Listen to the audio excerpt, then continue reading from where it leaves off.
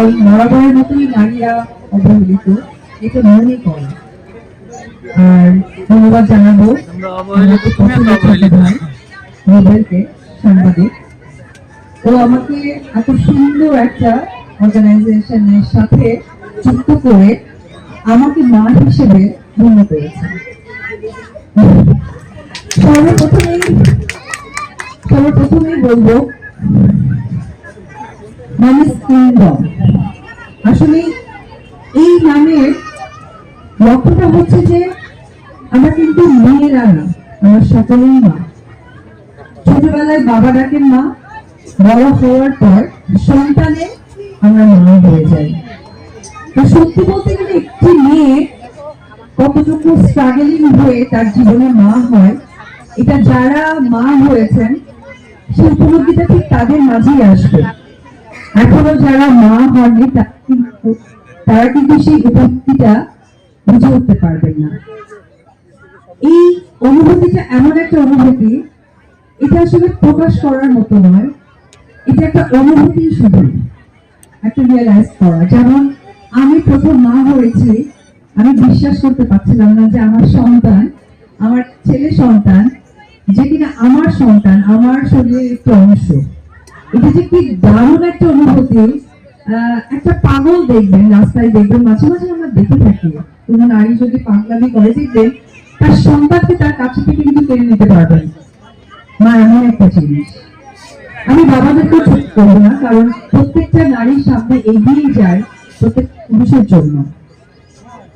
আমি আজকে অপু বিশ্বাস, অবশ্যই সেখানেও একজন পুরুষের কিন্তু অবশ্যই একটা সান্নিধ্য, ভালোবাসা, দোয়া এটা আছে। এবং এখানে যে নারীরা কাজ করছেন আমার মনে হয় তারাও কিন্তু একটি পুরুষের সাপোর্টটা পায়। যেমন আমার ডানিয়ার একটা আপু, মায়ের ভাইয়া, সে সাপোর্টটা কিন্তু তাকে করেন। আমি দেখছি স্টেজে যে তাকে কতটা সাপোর্ট দিচ্ছে। এই কথাটা শুনতে যতটা ভালো লাগলো, ঠিক অপরদিকে আরো একটি কথা আছে, কিছু নারীও কিন্তু অবহেলিত হয় ওই পুরুষের কাছে। তখন তাদের কি করণীয় থেকে, যেটা আপু জানতে চাচ্ছিলেন, যে আপুর কাছে, মায়ের কাছে একটা কিছু জানতে চাই। আমি তাই সর্বোপরি কথা নির্ধারিত করবো না, কারণ মা এই শব্দের সত্যি কোনো বিশ্লেষণ হয় না। আমরা অভিনয় করি, যখন সিনে কখনো মা বলতে হয়, এই ডায়লগ ডেলিভারিটা দেওয়ার আসলে ভাষা খুঁজে পাই না, ইমোশন খুঁজে পাই না। তো মা এমন একটি শব্দ, খুব ছোট্ট একটা শব্দ, বাট এমন একটি শব্দ বিশাল। তো আপু যেটা বলছিল, আমি আপুর সেই কথা ধরে ছোট্ট করে একটি কথাই বলতে চাই, যে জীবন ভীষণ ছোট, কিন্তু কাজ করতে হবে প্রচুর। যে কাজের মধ্য দিয়ে আমি বেঁচে থাকবো পৃথিবীর মানুষের কাছে। সংসার জীবন বা নিজের জীবনে নারী হিসেবে যে কোনো ঝড় আসতেই পারে। আমাদের মানসিক দায়িত্ব, কর্তব্য, যে সেইটাকে উপরের সামনে কি করে এগিয়ে যায়। আর এই উদ্দেশ্যটাই হচ্ছে আমার থেকে যেন অপর প্রান্তে কেউ একজন শিখতে পারে। তো আমাদের সকলের লক্ষ্য সেটাই হওয়া উচিত, যে আমরা মানুষকে যেন শেখাতে পারি, শিখতে পারি। ভেঙে যাওয়া যাবে না। অনেক সময় দেখা যায়, আমরা ফেসবুকে দেখি যে কোন একটি নারী তার সংসার জীবন, প্রেমিক জীবনে বিতাড়িত হয়েছে, একটাই পথ বেছে নেয়, হয়তো সুইসাইড, হয়তো বা জীবনটাকে নষ্ট করে ফেলে কোনো না কোনো ভাবে। এই জিনিস থেকে আমাদের প্রত্যেকটা নারীকে বের হয়ে আসতে হবে। এখন আমাদের যুগ উন্নত যুগ হয়ে গেছে, আমরা সো লাকি যে আমরা একটা সুন্দর যুগে বসবাস করার উপরওয়ালা আমাদের সেই শক্তি ক্ষমতা দিয়েছে। অর্থাৎ এই যেখানে যারা বিজনেস করছেন তারা সকলেই নারী উদ্যোক্তা, এবং তারা কিন্তু অনলাইন বিজনেস করে। তো আলহামদুলিল্লাহ, উপরওয়ালার কাছে আমরা শত কোটি শুকরিয়া করি যে আমরা অনেক বেশি স্ট্রং। এই যুগে আমাদের জন্ম হয়েছে, যেখানে আমাদের মা খালারা কিন্তু সেই যুগটা উপভোগ করতে পারেনি। তো আজকে থেকে প্রত্যেকটা নারী, আমি একজন নারী, আমি উপবিশ্বাসের পরেও আমি একজন মা, প্রত্যেকটা মা এবং নারীকে এটুকুই বলতে চাই, আমরা হারি না, হারতে দিই না, হারতে শেখাই না, এবং হারবো না। ছোট থেকে অনেক বড় কথা বলে ফেললাম। এখানে আপনারা সকলেই অনেক বেশি পরিশ্রমী ফাইটার। তো সেই ফাইটার প্রত্যেকটা মার প্রতি, আমি নিজেও ফাইটার। তো প্রত্যেকটা মার উদ্দেশ্যে আমার অন্তরের অন্তঃস্থল থেকে শুভেচ্ছা এবং শুভকামনা। Thank you very much. আসসালামু আলাইকুম। থ্যাংক ইউ সো মাচ আপু, মানে অনেক বেশি ইন্সপিরেশনাল একটা কথা ছিল। আমি আরেকটু ছোট করে অ্যাড করতে চাই, প্রত্যেকটা মার জন্য যে মা হয়ে যাওয়া মানে জীবন শুধু সন্তান কেন্দ্রিক হয়ে যাওয়া না, প্রথমে নিজেকে ভালোবাসতে হবে, নিজেকে ভালো রাখতে হবে, তখন আপনি আপনার সন্তানকে অনেক ভালো রাখতে পারবেন। এটা একটা আরেকটা অ্যাডভাইস। আমরা বাচ্চা বাচ্চারা যেটা হয়, আমরা একটু প্যারানয়েড হয়ে যাই যে আমার বাচ্চাটা মানে সারাক্ষণ বাচ্চা কেন্দ্রিক হয়ে যায়, কিন্তু না।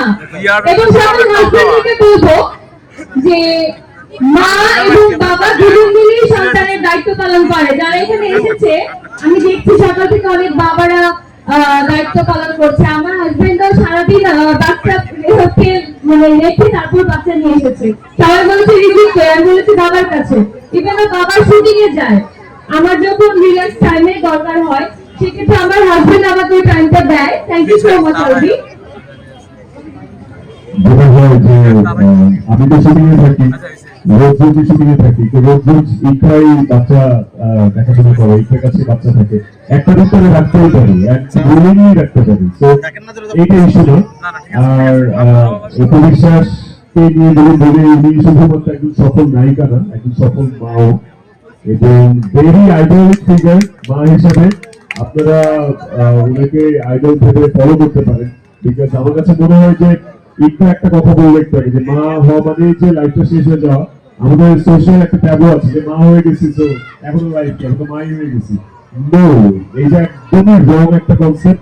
মা হয়ে যাওয়া মানে লাইফের নতুন একটা অধ্যায় শুরু, লাইফ শেষ হয়ে যাওয়া না। এইখানে আমি যতগুলো মাকে দেখলাম, আমরা সম্মানিত করলাম, আমরা বিশ্বাস প্রেস দিলেন নিজের হাতে, অনেকেই তো এরা মোস্ট অফ দেম মা। তো ওনারা যদি এত ভালো এন্টারপ্রেনার হতে পারে, ভালো উদ্যোক্তা হতে পারে, ঘরে বসে কাজ করতে পারে, আর্ন করতে পারে, নিজেকে ব্যস্ত রাখতে পারে, তাহলে সবাই পারবে। সবারই কোনো না কোনো ট্যালেন্ট আছে, তাই না? কোনো না কোনো ট্যালেন্ট আছে। ওইটা ফিগার আউট করতে পারলে আমার মনে হয় যে that will be very lucid and easy. তো ওইটাই যে ফাইটার মামিস সবাই, তো be like a fighter, talk like a fighter, walk like a warrior, তাই না? And stay like a queen, definitely stay like a queen, and যেটা বলবো যে successful mothers আমার পাশে, আমি নিজে খুব good feel and blessed feel করছি আসলে। Thank you. আমি একটা জিনিস বলতে চাই, মানে অবধি হচ্ছে জালিয়াস কুইন, রাইট? সবাই এটা বলে। আমি আপনার মানে পরবর্তী জায়গাটা নিতে চাই, মানে আমি কুইন হতে চাই, আমি বডিটা হতে চাই। প্লিজ মি যেন ইন ফিউচারে আমি কুইন হয়ে থাকতে পারি। আর আমি নিজেকে কুইনই অ্যাকচুয়ালি বলি, হ্যাঁ, ওল লাইফে কুইন। এখানে প্রত্যেকটা মা যারা সন্তানের মা, তারা অবশ্যই তার স্বামীর কাছে করবে। সো ঠিক সকল কুইনদের জন্য আমার মনে হয় মোবাইলটা রেখে জোরে একটা করবেন। Thank you.